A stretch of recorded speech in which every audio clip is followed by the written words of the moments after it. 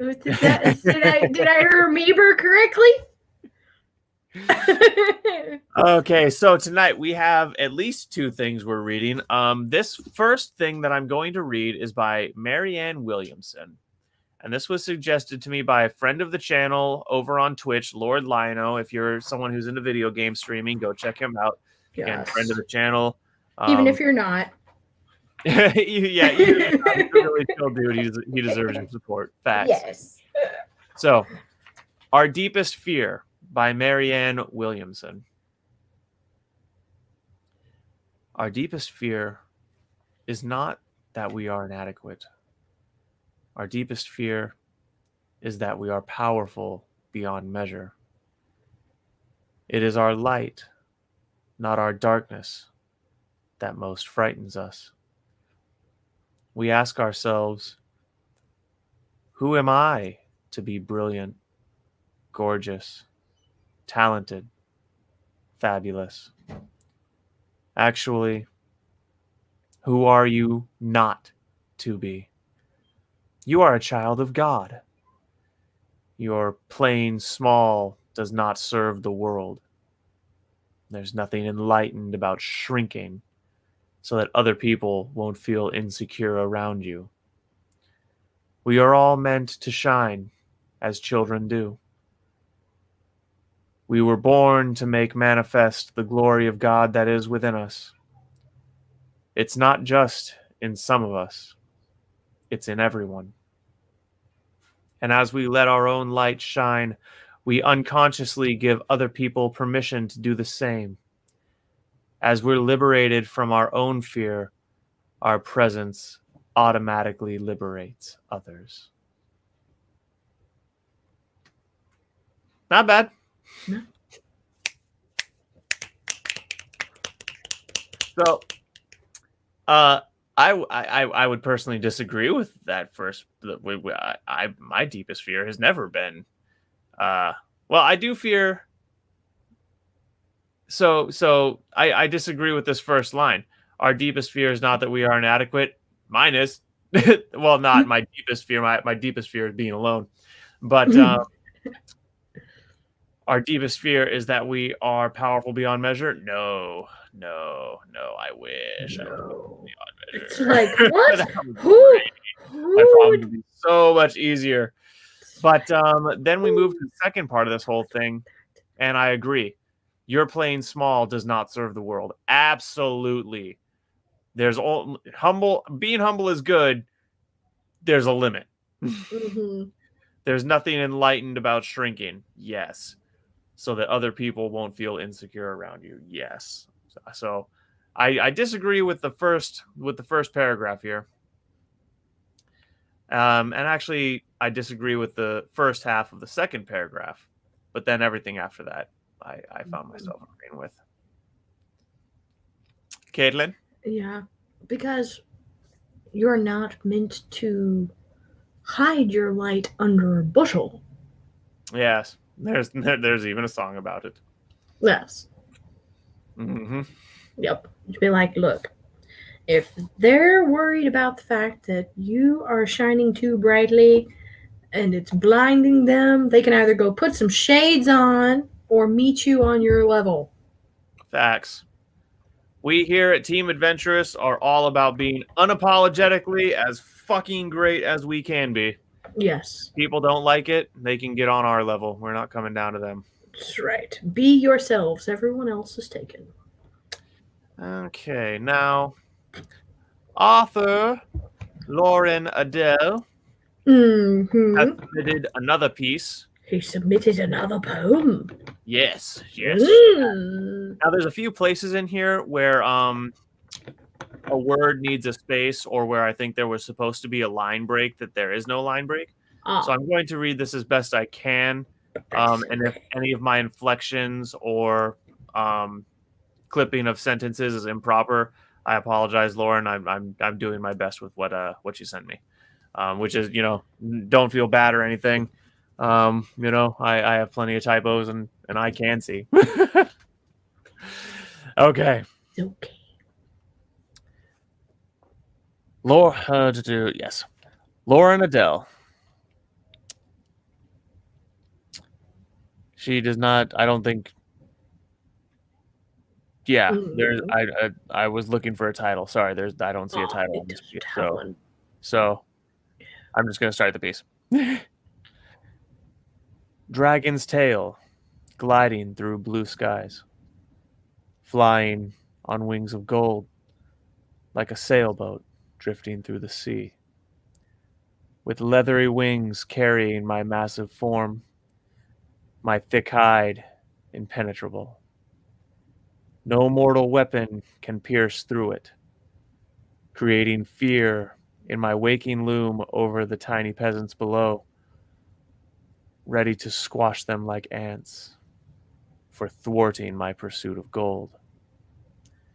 Scouting the earth for my next precious, consumed with unrivaled greed, hoarding treasures of jewels and gold. My only warning of smoke, sparks, and flames. Yet mortals ignore the unsuspecting danger, their pride leading them on a fool's journey, thinking that my death will lead them to their unwavering glory. Instead, their last moments on earth are filled with pain and a fiery death, leaving bleach white bones as decorations for my cavern home. A warning for the next false hero who thinks it's wise to tangle with a dragon. Mm.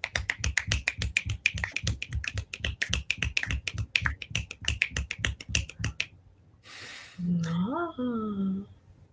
What I like about this is that at least in my reading experience, I have not Mhm. seen much writing done from a dragon's POV.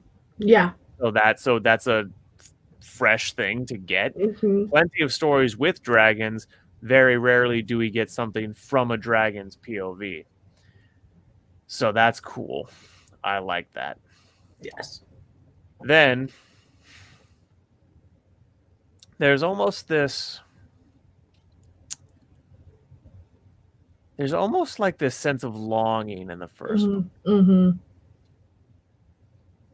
And you're not quite sure what it's for, but you feel it. Let Yeah. me Dragon Tail is the title. Okay, my mistake. Yes. Yes. Lauren Dragon true Tales. form. Let me share my screen here. Okay.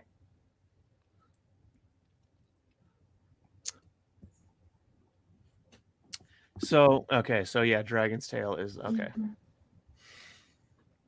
So gliding through blue skies, flying on wings of gold, like a sailboat drifting through the sea. So one of the things that gives me that slight sense of longing is the word Mm. drifting. Yeah. We didn't say sailing. We didn't say we didn't use a more we didn't use a more powerful verb like splitting the sea or pushing through the sea. We said drifting. Yeah. So there's almost like a lazy sense of, you know, we're not really in a rush here. But maybe, and then we get the idea that maybe from the rest of this, maybe we're not in a rush because there's no need to rush. My leathery wings carrying my massive form, my thick hide impenetrable. So we get the idea that there again, that reinforces what I just said. There's no need to rush. You're massive. You have impenetrable hide. What do you need to hurry for? No mortal weapon can pierce through it, creating fear in my waking loom over the tiny peasants below, ready to squash them like ants for thwarting my pursuit of gold. So maybe the sense of longing is for riches, for expanding my hoard. And I also like that ready to squish them like ants. So we get that sense of casual indifference, you know. Mhm. But at the same time, I think maybe the longing could be the fact that I don't know, being that massive and impenetrable and predatory, sometimes lends itself to being a bit lonely. Mm-hmm. Because, well, first of all, the humans being like ants and therefore most creatures Mm-hmm. in comparison to a dragon are that way. So there's not any kind of, a challenge or, anything else that's really stimulating except to, feed the need for treasure. Mm-hmm. And down here, scouting the earth for my next precious, consumed with unrivaled greed. Unrivaled greed. Mm-hmm. Hoarding treasures of jewels and gold, my only warning of smoke, sparks, and flames. So we get, again, we're reinforced that the longing is for the treasures, and we also see that this is like an addiction. This is like a Mm-hmm. consuming thing for this dragon. Yeah. It's not just a I like to hoard stuff. It's a I will hoard all the things and I will Yes. kill anyone who gets in my way because they are ants and I am a fucking dragon. Exactly. Which is a powerful statement on its face. Yeah. And so something that's interesting about this poem is like we instantly see that this dragon is definitely someone we would want to slay, Mm-hmm. but it sounds like humans are pretty much powerless to do anything. We're kind of dealing with a smog type situation. Mm-hmm. Smaug. A Smaug. It was Smaug the dragon. Smaug. I always used to do his voice like this whenever I would read The Hobbit because the boys kept pronouncing his name Smog. So I kept thinking if polluted air had a voice, it would sound congested.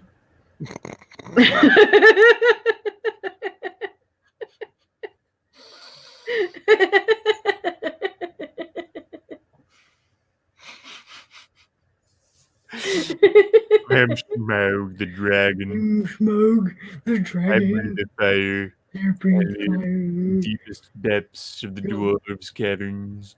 Yeah. I have all of their gold. And if you I will burn you. You make rather a good dragon. Yes. Well then, it seems We'll keep sending in poems always. and I still have to read through the stuff you guys sent me and Yes. tell you what the up and down is going to be on me doing your Narration. your narration because I am still very serious about doing that. I've just been busy. Yes. Well, we have lots of cleanup to do. We We'll send one for next week. Yay! Okay. So yeah. So it sounds like we have our first fellow adventurers, everybody. Yeah. We will add author Lauren Adele and Nicole the Blind Mage.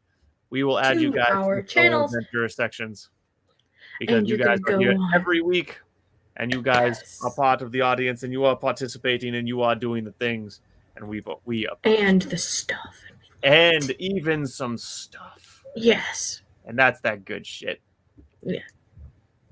All right, Caitlin. Do you have anything that you would like to read, or any further analysis on anything we read so far? No, I do not. So, okay.